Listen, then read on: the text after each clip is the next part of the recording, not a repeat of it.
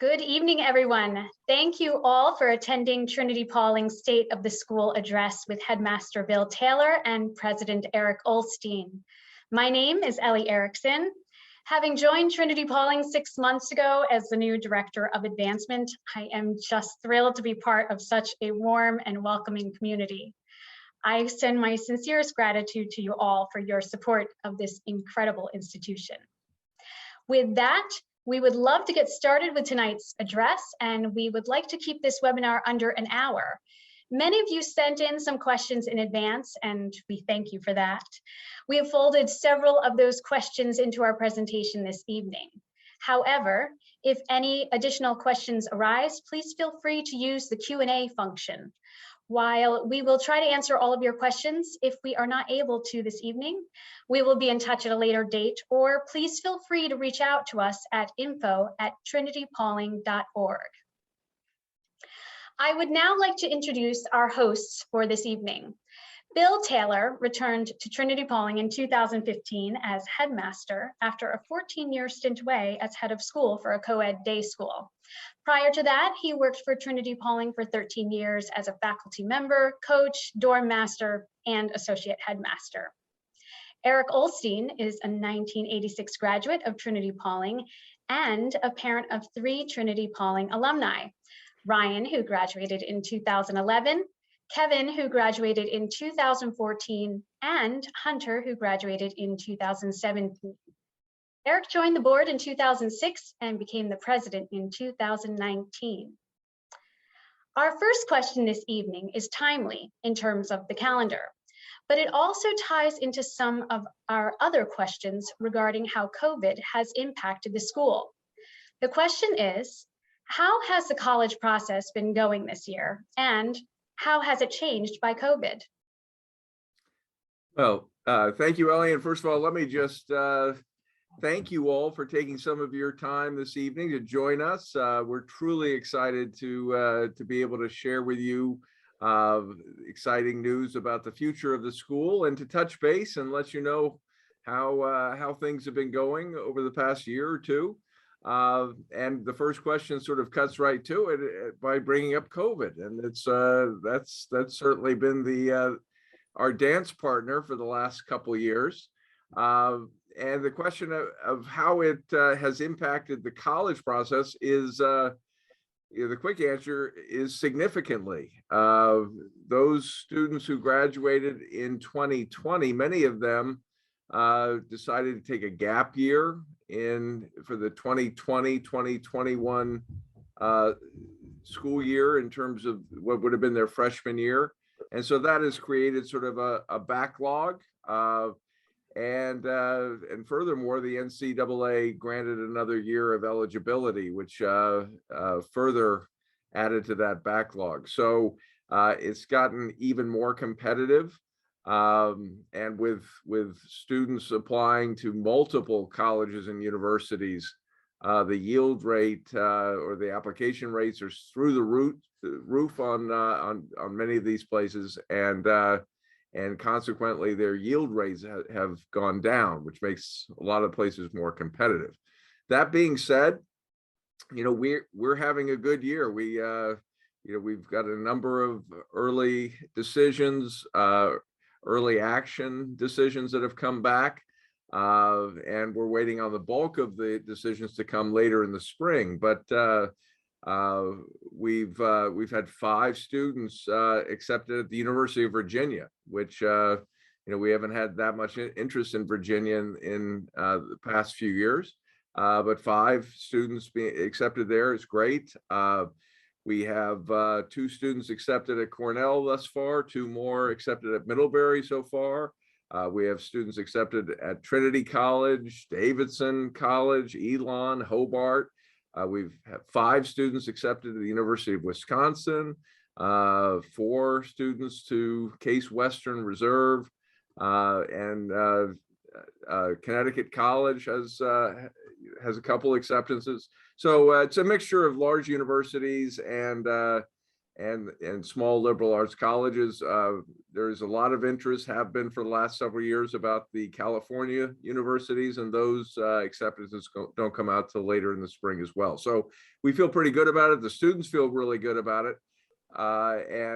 So given the challenges and the headwinds, we're faring well. In terms of overall COVID,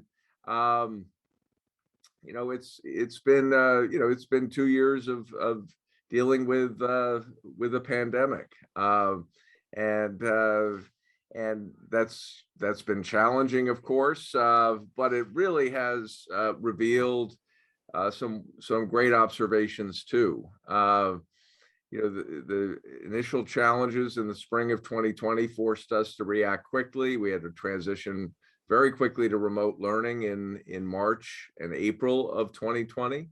For the 2020-2021 school year, we made all sorts of adaptations and adjustments to be able to prioritize having students here in person, which we did for the entire year. We weren't able to play a normal athletic schedule last year, but we did play games, which we were pleased about. The kids were happy about, and there was just great energy to have everyone here in person.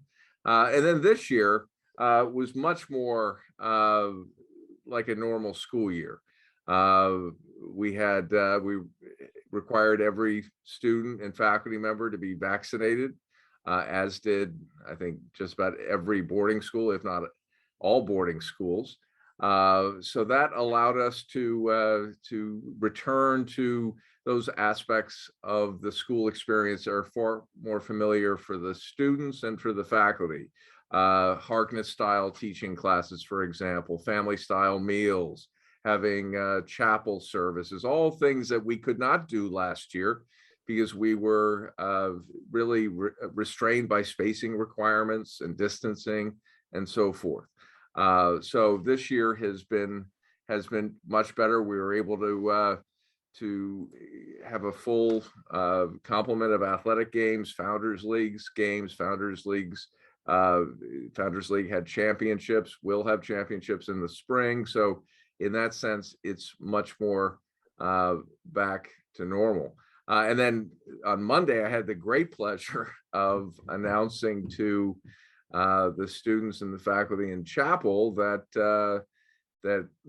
New York State had lifted its mask mandate for schools effective yesterday. So actually, I announced that on Tuesday, and there was a huge roar, as you might expect, from the boys and the faculty.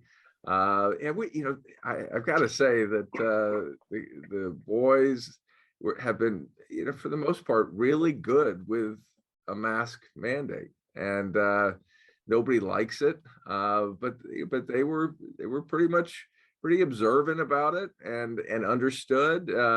But I tell you, when I told them that they could take them off on Wednesday, it was there was much rejoicing to be had in the chapel. And then so that's been really positive. In terms of enrollment, the last year we took a bit of a hit because of students who couldn't come back, primarily international students. This year our enrollment rose significantly from last year, and that's really positive. Currently, we have 19% of our enrollment is international students. Before the pandemic, it was probably closer to 25%, so we're a little lower in that category. But our number of domestic students has gone up as more students, especially during the pandemic, at the height of the pandemic, sought out boarding schools as a great option to other local options for school. We've had an opportunity to sort of reflect on what we've done well. The challenges are pretty obvious, but I think the key takeaways is what we all sort of have come to realize of just how adaptable we can be when we need to be, and things that schools, particularly this one, had gotten sort of used to it in terms of a repetitive function.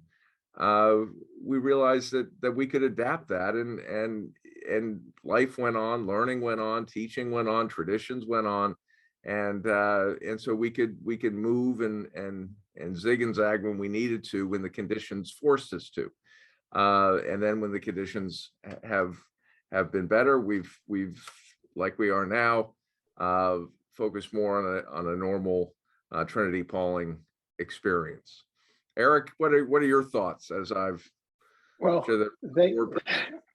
thank you. I just want to say thank you to all the faculty, you, Bill, and the team, the parents, the entire TP community. This is, I mean, look, as Bill explains it, I was thinking it sounded a lot easier than it was when we went through it. The priority has always been to keep the boys safe, keep our faculty safe, keep our campus safe, and then make sure the boys can come back to school and being on campus. You hear the word community quite a bit, and I know it took the entire community to figure this out. It was an event that no one could plan for, and as Bill talked about adaptability, it was a constant need to adapt.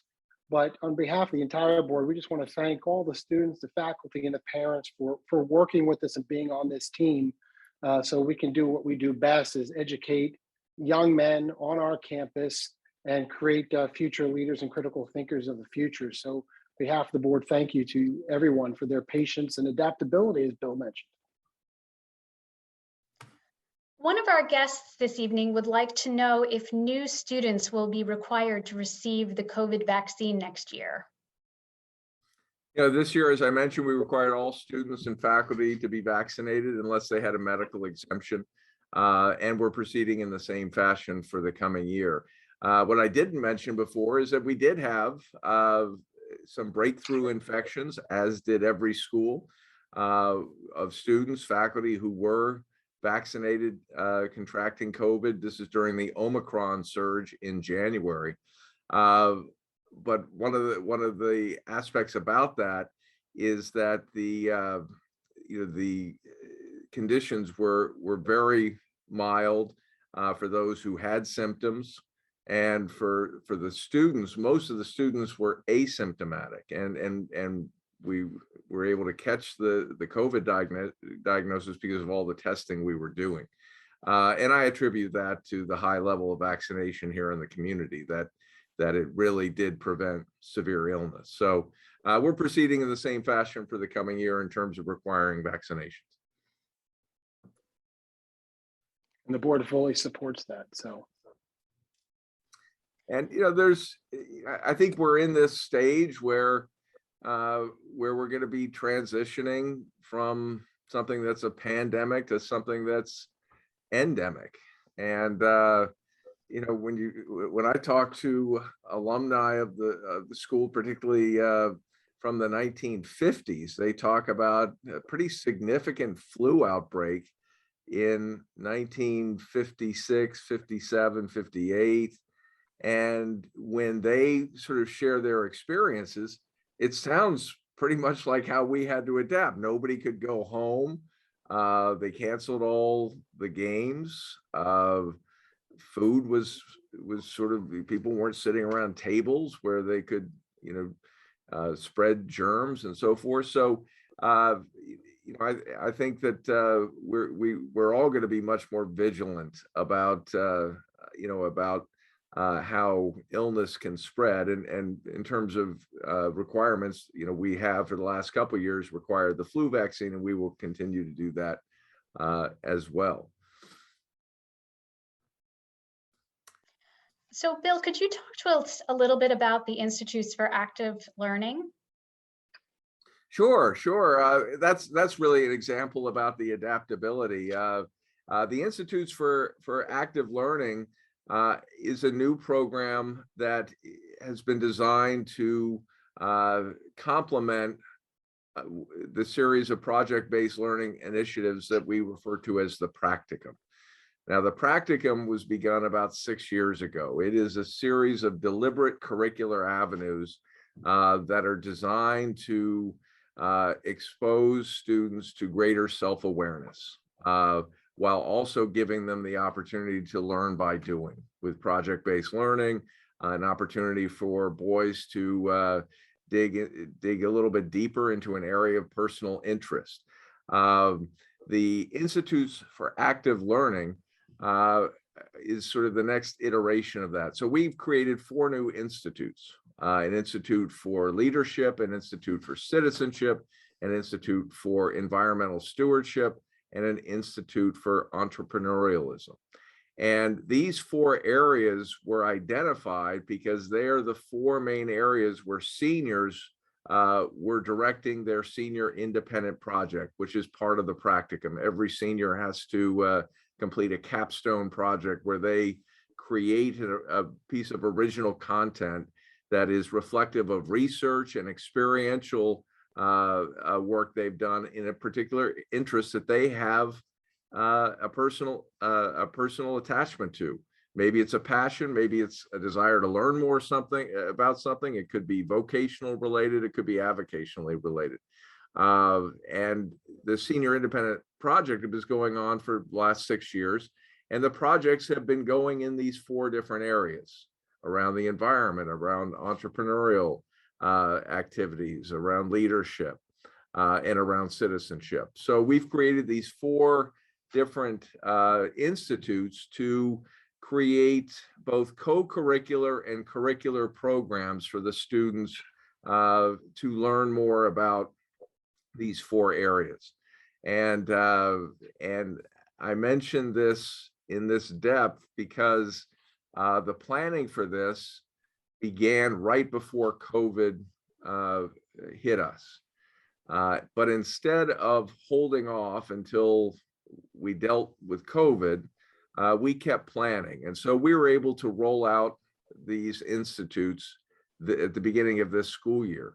And this year, how they manifest themselves is that every Saturday morning, students are engaged in experiential learning around one of these themes. So one Saturday, the Citizenship Institute is providing the Saturday morning educational programming. The next Saturday, it may be the Leadership Institute. And each of these institutes now have a group of seniors who have self-selected to be part of those institutes. And so the faculty in those institutes, the seniors in those institutes are planning meaningful educational opportunities for the rest of the students that touch on those themes, but they touch on broad, important educational skills like collaboration, like creativity and critical thinking and communication. And they're doing that in a way that that is designed to be fun and meaningful. I'll give you a quick example of something that we did in January in the height of the winter. The Entrepreneurial Institute was in charge of that Saturday's planning, and the boys were each assigned a room, and they arrived to their room at 9 o'clock on Saturday morning, and they found a couple pieces of string, maybe a paper bag, and 2 cotton balls, and nothing else. And there are about 10 boys to each room. And then somebody would come around to the room and give them an egg. And then somebody else would come around and say, okay, we have a store that's been created, and I'm going to give you $100 of fake money, and you can go buy some more supplies because you're going to build a nest and that will hopefully transport your egg on a 30-foot drop and see if your egg survives the drop. And I was in these rooms as this was happening, and the energy level just, in the middle of January just was, like through the roof. The guys got competitive, one room with another. They were trying to trade their supplies, and they were on their phones looking for creative ideas. And we had about 15 groups, and 8 of them, their eggs survived 3 different drops.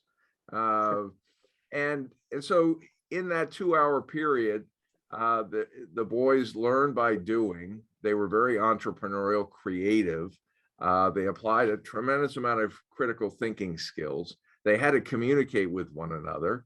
Leaders emerged in those groups, and they had fun while they were exercising these skills. And that's the whole purpose of these institutes, to really lean into how boys learn best. And boys learn best by doing. And we've created all sorts of these different avenues to really capture how boys learn best and bring it into our formal curriculum, but also take it out and create a co-curricular program with it. And this is all part of really the work that we're doing that really reflect that Trinity-Pawling is the next generation school for boys. And creating avenues that really allow boys to thrive in a learning environment that resonates with how they learn best. So not only did the planning for the institutes continue during the pandemic, so did the strategic planning process. Many of the questions submitted for tonight's program will be answered by the new strategic vision. Could you both talk about what was covered or what is covered in this vision and how it came about?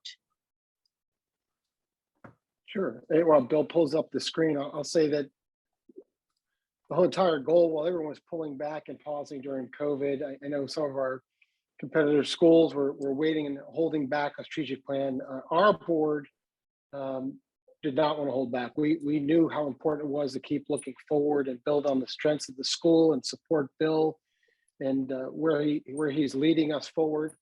And we did not pause. We were on Zoom for 2 years rather than in person, but we continued our meetings and continued building on this strategic vision and working on the mission statement. And the board is very proud. You'll see as Bill goes over it, when I was in the long range plan, it was a 10-year plan. But now we're looking at 3 to 5 years and sometimes even shorter than that when ideas come that we think we have to act on immediately for the benefit of the school. So Bill will take us through it, but we'll be looking through this lens with objectives over the next 3 to 5 years. And this difference is strategic planning committee on the board will remain, and we'll constantly be updating and monitoring our plan. So Bill, I'll let you take us through here.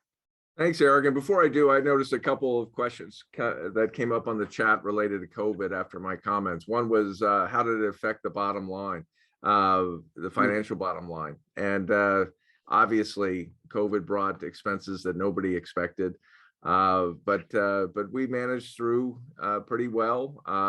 We made investments where we needed to better safeguard the safety of the students, but our expenses also weren't the same. We weren't traveling for athletics last year and so forth. So we weren't sending faculty out on professional development trips. So we managed well. We're in fine financial shape. The other question had to do with Endowment. did COVID impact our ability to attract qualified, exceptional students, and I would say yes, in a positive sense. I think people were looking for schools that were managing this pandemic well. People were looking for schools that were creative in how they were responding to this. People were looking for schools that were going to prioritize in-person learning and really sort of de-emphasize the remote learning. We really didn't have much remote learning at all this year, except for when students were home sick. So that all positively influenced our admissions process. We had students on campus last year interviewing and visiting the campus, and this year most schools didn't do that. But we could do it safely. And our dynamics here, I should have mentioned before, we're always going to be pretty good for COVID. Not that it was ever designed that way, but those alumni who may be on the call, the dorms here are not that big, and those that are larger are divided in different sections. So we could really keep the boys from moving from dorm to dorm through our security system, and the boys didn't like that. They like hanging out with their friends in other dorms, and I get it. And as soon as we could do that this year, we allowed it to happen. But that stopped the spread of any illness, and that added to our safety. So that also demonstrated to families that we were managing this pretty well. Well, if I could just add about the endowment, that's what's so important about endowment in schools. The endowment is well, probably a little higher today, a little lower yesterday, but 60 million. That was something the long range planning committee had planned years ago about raising our endowment. We're not where we want to be, but the endowment is strong. The financials are strong in the school, thanks to our chief financial officer, Glenn Carey. And the board is very focused on growing that endowment for these unexpected events. Thankfully, we had the endowment to carry us through, but that is why the endowment is so important to the school going forward, to help us in these times, so we don't have to take our eye off the long game about growing the school and what we're about to present the strategic vision. So thanks, Bill. Yes, thank you, Eric. Our strategic vision starts with a revised mission statement, and I should say at the outset that when schools move from one mission statement to the next, it never abandons its previous mission. The previous mission is sort of absorbed into the new mission. But I and the board and the faculty feel really strongly about this new mission statement, and its origins came from discussions around a table with the strategic planning committee, and then was shared with the faculty planning group. But a number of the alumni who were on the strategic planning committee, were saying, there's not a day that goes by that I don't think about Trinity-Pawling and the impact it's made on my life. And I would say, I hear that from parents. I hear it from parents when their sons graduate. I hear it from parents 3 years after their sons have graduated, and I hear it from alumni who come back. So we're all talking about this transformational experience, and we sort of said that's it. I mean, if we are part of a enterprise that is making a noticeable and transformational difference in the lives of its students, then what better mission can there be than that?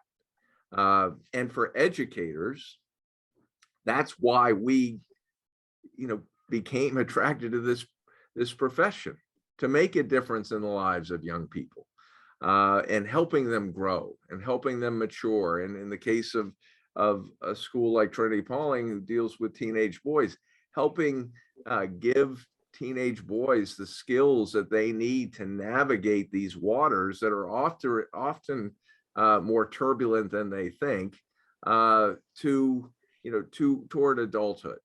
And then we began to sort of say, okay, well, how do we make a transformational difference? And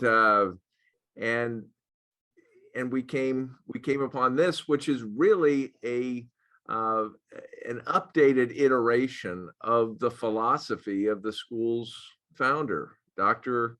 Gamage.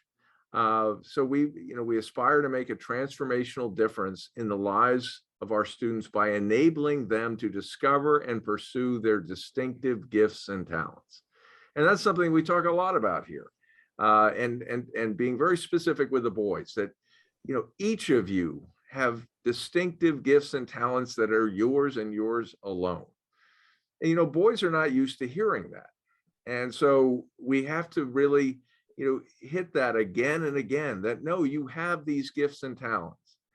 And then it becomes our job, the educators here, to lift these gifts and talents out and to identify them, help the boys identify them. And so they are nurtured and celebrated.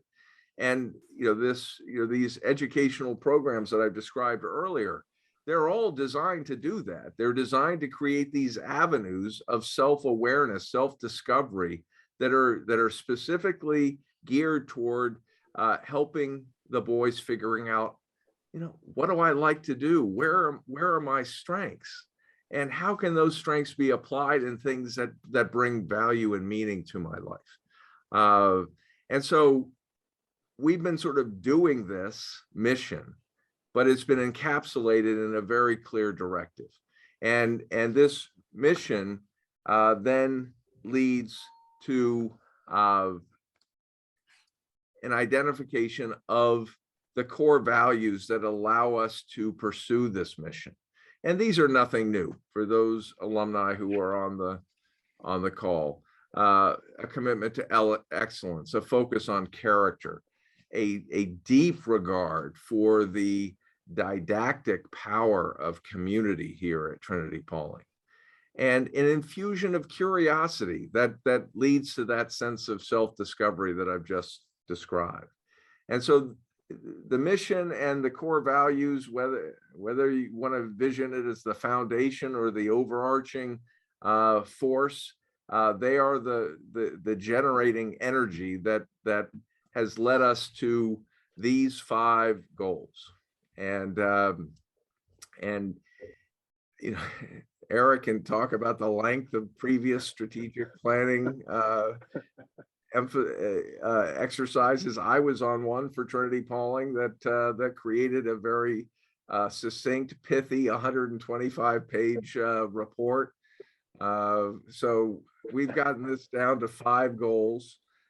We haven't listed the specific objectives. If we did, it would be 2 pages.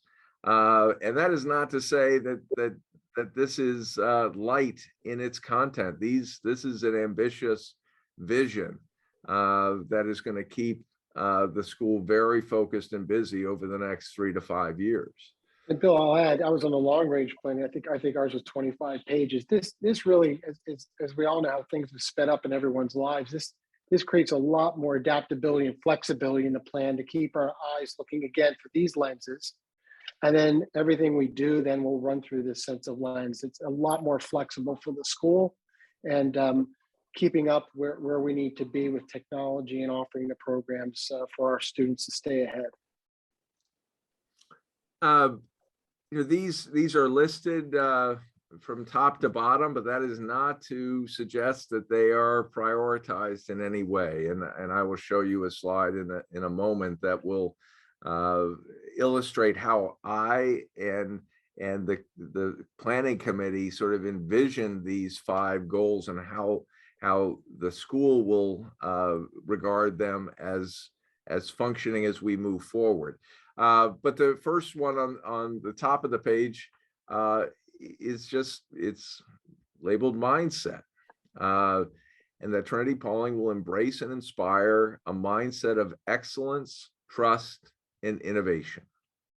And when you're working in a school environment with 46 teachers, staff, of course, it's about 300 students, parents, the larger community, the alumni base, the board.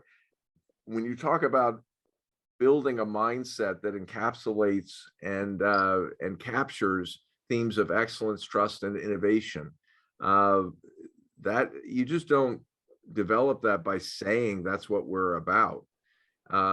Those 3 things need to be part of the reflection of decisions. They need to be part of the planning process of everything that we do. We have a faculty meeting on Monday. We'll be talking about these 3 things. And so this mindset is so important because it really directs us of how we see this school today, but how we're going to see this school in the future. And Erik, I'll ask you sort of, what does that mean from the board perspective?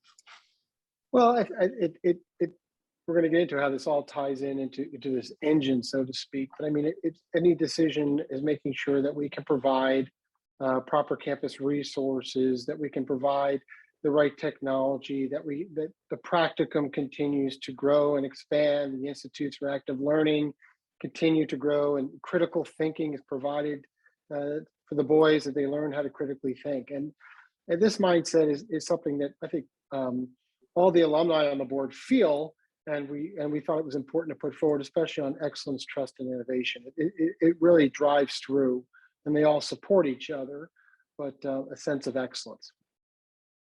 And you heard me use the term that the next generation school for boys. I firmly believe that. I mean, that is the program that we have here. That is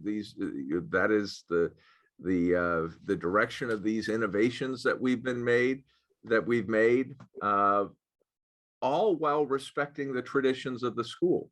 So many times tradition and innovation get lined up as they're sort of in tension with one another. And I don't see that at all. I see a foundation of tradition, and then innovation can launch from there because the ground is firm. And the firmness of tradition allows us to pivot and try different things. And that I believe that combination of time-honored tradition with a commitment to innovate when it makes sense to do so, really gives us the running room to be this next generation school for boys. And that demands a mindset of excellence, to do that in the very best way. Relatedly, then, the strategic goal about teaching and learning, that the school will create a teaching and learning experience that will be forward-thinking, vigorous, and engaging in ways that manifest excellence in boys' education. And that is not a typo. We are deliberate about being vigorous. You will see a lot of schools that claim to be rigorous, and I'm glad when schools claim to be rigorous, because I don't think that's a great thing, especially for a boys' school. And that is not to say that I or others don't believe in demanding excellence. Obviously, it's in our mindset. But rigor, when you think about it, is something that is rigid, something that is firm, something that is imposing, often from the outside, and something that is constrictive. Vigor is something that relates to the unleashing of energy from within, and it's liberating.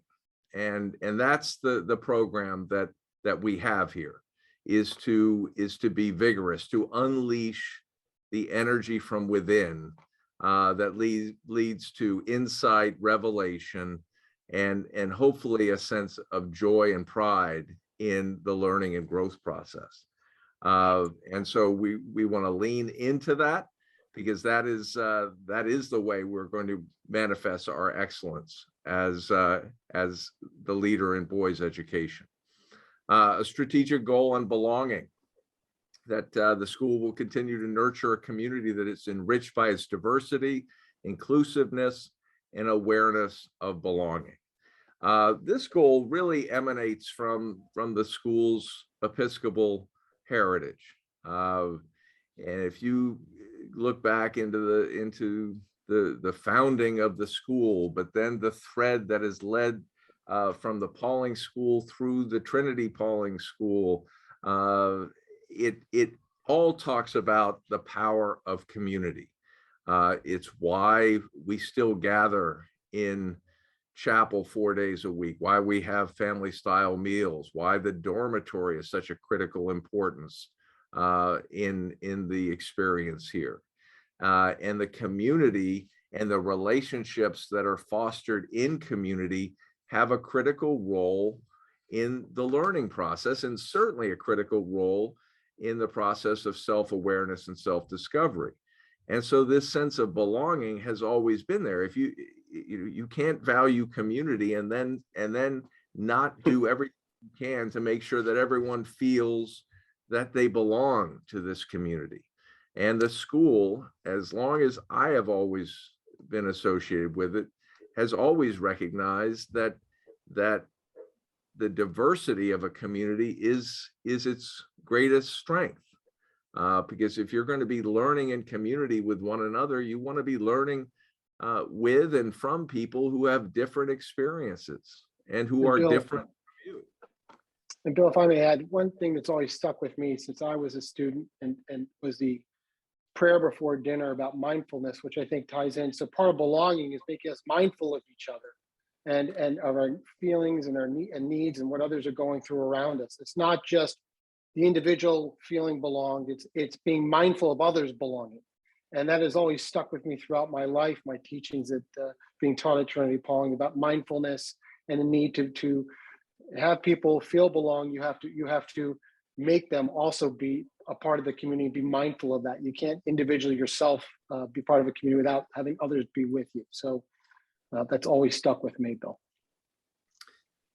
Yeah, absolutely. And we want to make sure that that we're testing this. We want to hear from students. We want to hear from alumni.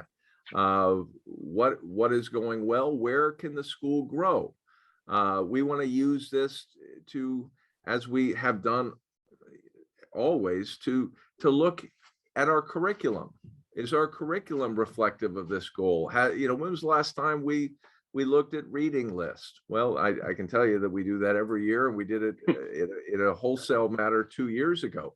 But we want to make sure that we're constantly looking at things through this lens as a way to get stronger and to grow stronger. And we want to make sure that we're using data to allow us to chart goals for how we can continue to be more diverse, and how we're using that term and defining diversity and what that means. A strategic goal on the campus. We want to maintain and reimagine the campus resources that are necessary to provide a healthy and vibrant community that promotes and supports the school's transformational agency. In other words, we want to make sure that our campus resources are commensurate with our goals of teaching and learning and our goals of excellence. And Erik, why don't you talk a little bit about the board's decision about 3 years ago when we had an opportunity to expand the campus? Sure. So 3 years ago, for those alumni on the call, many of you not aware that we didn't own the property behind the pond, and about almost 100 acres came available 3 years ago. We knew that property probably would not be available for long. We weren't exactly sure 3 years ago what we'd be using the property for, but the board made the strategic decision to purchase that property. Now 3 years forward, we already have a farm. We have the mountain bike trails. We have the students back there for hiking if they wish. And I'm sure at some point, Headmaster Taylor in a few years will be talking about his Institutes of Active Learning for the environmental stewardship for programs to be taking place up there. So it's again a strategic decision. Not every strategic decision is something that you see 100% how things are going to be used, but it's important for the campus and for the students in their education. So thank you, Bill. And another side to that is making sure that we're addressing the needs where they exist to shore up the foundation of the campus that already exists, of making sure we're addressing deferred maintenance issues and upgrading facilities where they need to be. Part of this strategic plan talks about revisions to a learning and student center. We have a wonderful library space, a wonderful library, but students are much more collaborative in how they go about doing their work. It's certainly not the library that I grew up with in a high school. And so we need to look at that space and see how that can be adjusted and adapted to reflect the goals of our curriculum. And so again, we're looking at the campus resources through this lens of innovation excellence. And Bill, just as an example, the Dan building, again, as we were putting forward, as Bill was putting forward the practicum and independent student projects, the Dan building, the desk in that Dan building were the same desk that my son sat at, I sat at, my brother sat in. And it wasn't really reflective of what we were trying to do for this interactive learning with the students and bringing our education forward and what we can provide students.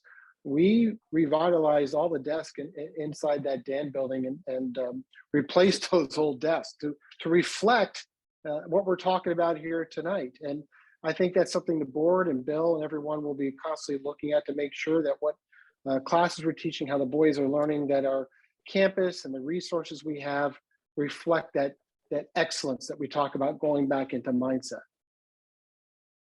Thank you, Eric. And finally, the last goal at the bottom of the page, the school will continue to expand its financial resource to assure its leadership role as the next generation school for boys. And in short, putting our money where our mouth is. And Eric mentioned endowment, and that's so critically important. And Eric, I'm so glad you mentioned that in the context of dealing with this unforeseen crisis of a pandemic. The endowment, that's what endowments are for, is to help a school respond to things that you could not anticipate. And so our endowment, it needs to more than double in the next 10 years. And that's critically important. It's endowments have become existential forces for the lives of schools. And I'm very proud of the fact that when the field house was given to the school by Bill and Marlon Scully, they gave a challenge to the school that you need to raise $10 million in endowment, as your first priority. And that was 6 years ago. And we were able to do that in 3 years. And I'm grateful to the school community that rallied around that challenge, because that is critically important for the future, and that job is not done. We need to continue on that, and that's a big part of this strategic goal of resources. And Bill, it also again, I'll reemphasize, we didn't have to make short-term decisions that hurt our long-term goals. It gave us breathing room in a time of crisis that we could still deliver not only today the education, but also provide the growth and the reinvestment into the campus that we still need to do to provide the excellence in education. And here's the engine. Yeah, here's the engine. This is how I like to look at it. The mission is what gives this direction. The core values are what gives it its energy. And in my mind, this is an engine. And the strategic goals, function of that. If you imagine each of these goals as a piston, and as one piston fires, it helps fire the next. And then the engine is running, and then the engine sort of fuels itself. And it's designed to be generative as opposed to linear. It's designed to work together. So we don't do the mindset goal and move on to the teaching and learning. We do the mindset goal that helps us do the teaching and learning, and the teaching and learning then helps us to build resources, and they all reinforce each other. So we have some questions that were submitted in advance that play into the goals of the strategic plan. Was the recently completed Quadrangle project inspired by the strategic planning process? Oh, good question. And the quick answer is no. I'm going to bring up my screen again. It was inspirational to the planning process. Absolutely. But it predated the strategic planning process. It did. Yes. And it was designed to be done in the summer of 2020. And that was not a time to build, even though we had the resources to do it. We had everything was paid for, but it was not the time to be launching a brand new capital project where we're trying to figure out how we're going to open the school with a pandemic in September. It would have been somewhat of a mixed message. So we did this last summer, but let me tell you, it feeds in beautifully to what I've just talked about as some of these new programs.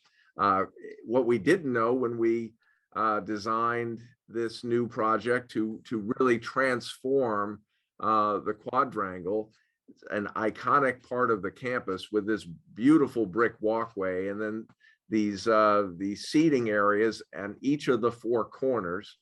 And this is a lounge area that is opposite Cluett. And what we don't have a picture of is the brand new terrace behind Cluett. But what we did not realize is that the pandemic was going to reintroduce everybody to the importance of being outside. And so that this year, this fall and this spring, not so much in the winter, but in the fall and the spring, boys are out, on these seating areas, and our institutes took advantage of this. We've had, outdoor classes and so forth. So it was not part of the strategic plan, but it very much has accentuated it. What might the campus look like in 2050? That is another great question. Well, It's hard to tell. We don't know what the campus will look like. I can tell you that the campus is going to have a lot more depth to its foundations, because we're going to make sure that the campus is well formulated to and positioned to continue on for the next 50 years. But I would imagine that the campus is going to have new additions that will be there to support, obviously, the needs of the boys as they emerge in the 27 years between now and then. Bill, I could say with some assurity, the board has a beautification committee. They spend a lot of time with tree plantings and so on. So I know the campus in 2050 will still remain beautiful. I mean, it's a place where we want our faculty and our administrators and the boys to just be in a beautiful spot. And since I've been to school there every year, the campus becomes more beautiful. And with that back property, who knows? That's why you have to have a strategic plan, some level of vision. Sometimes you don't exactly know how something is going to fit today, but maybe in 2050, that property is going to be used, and there'll be a headmaster there at the time who will be, or head of school, who'll be very thankful that we had those extra 100 acres. So at the very least, I'm pretty sure that campus is going to remain beautiful. Yeah, absolutely. Here's a question that relates to the belonging goal of the strategic vision. What is the school's plan for diversity, equity, and inclusion? And is there a specific curriculum that has been created to support a DEI plan?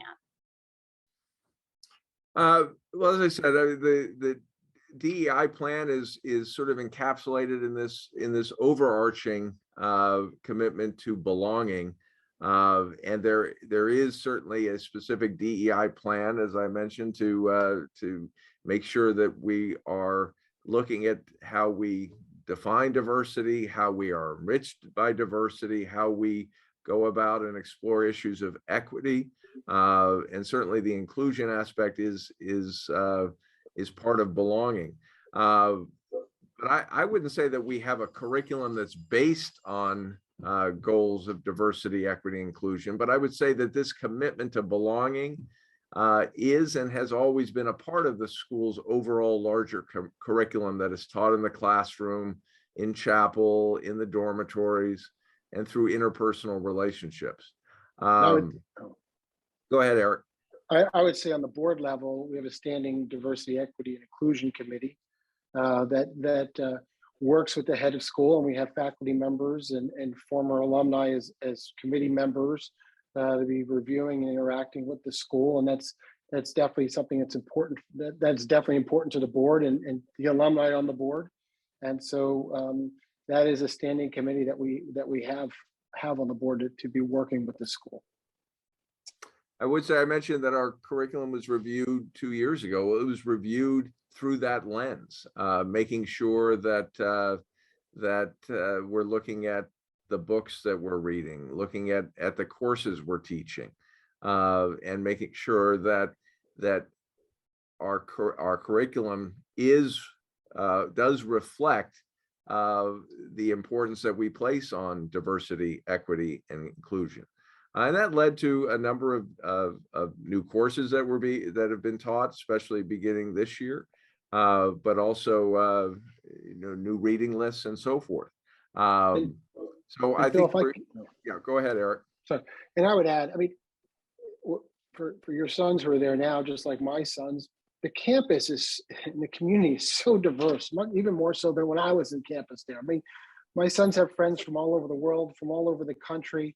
We need to reflect those experiences. The boys coming to campus these days are years ahead in experience around the world and reading and understanding of the world than my generation was. And I'm sure that'll be the same for the next generation. So education is constantly evolving to meet the needs and challenges of the students of today and then forward to tomorrow. So I'm very proud of what Bill and his team have provide for our students.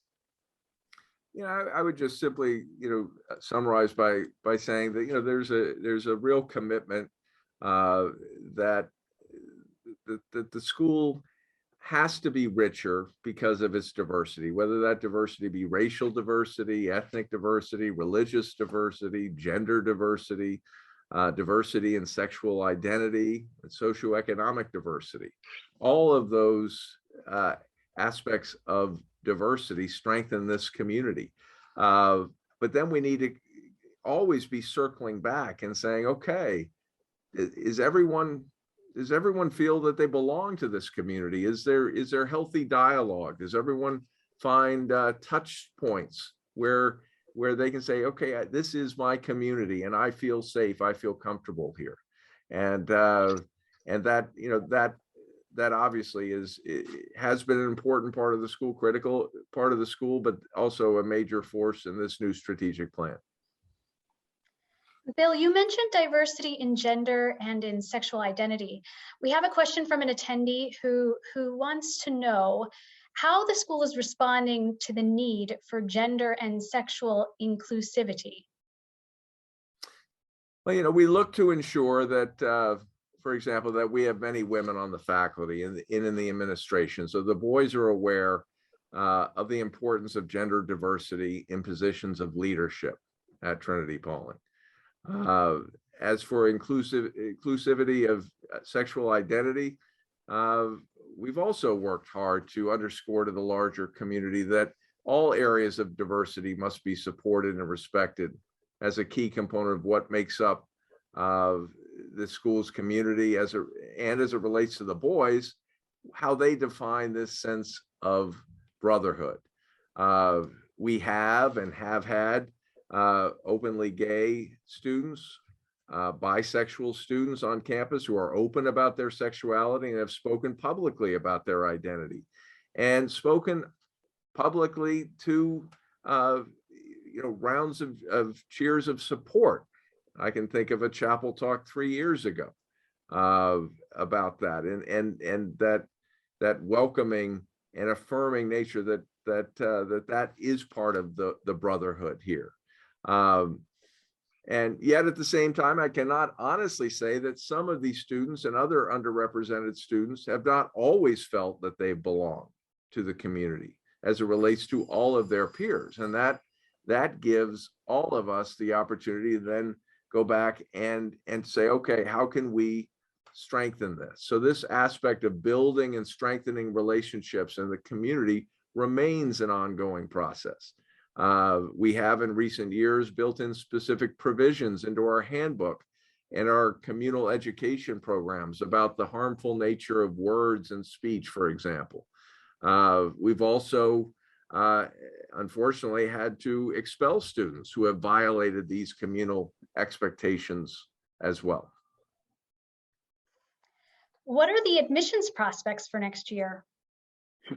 Well, our admissions decisions go out on March 10th.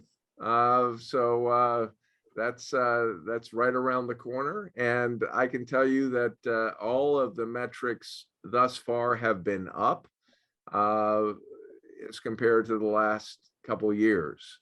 Our inquiries are up, our interviews on campus are up, our applications are up, and that that's all promising right now. But our focus is going to be on bringing all of those accepted students, as many as we can, into the fold for next year. We've got a very well organized and detailed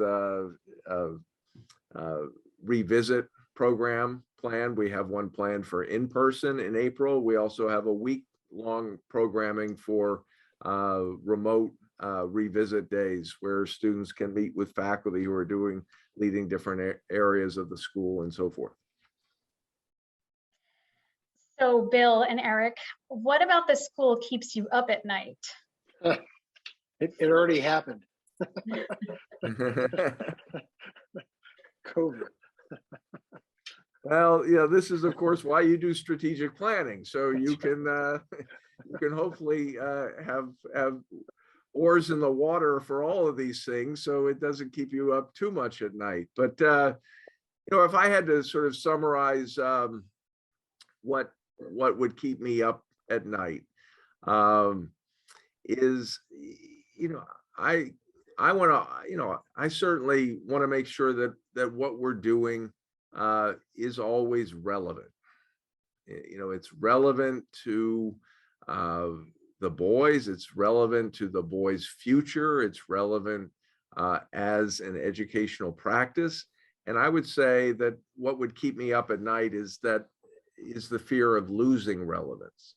And that's not just factors that are in our control.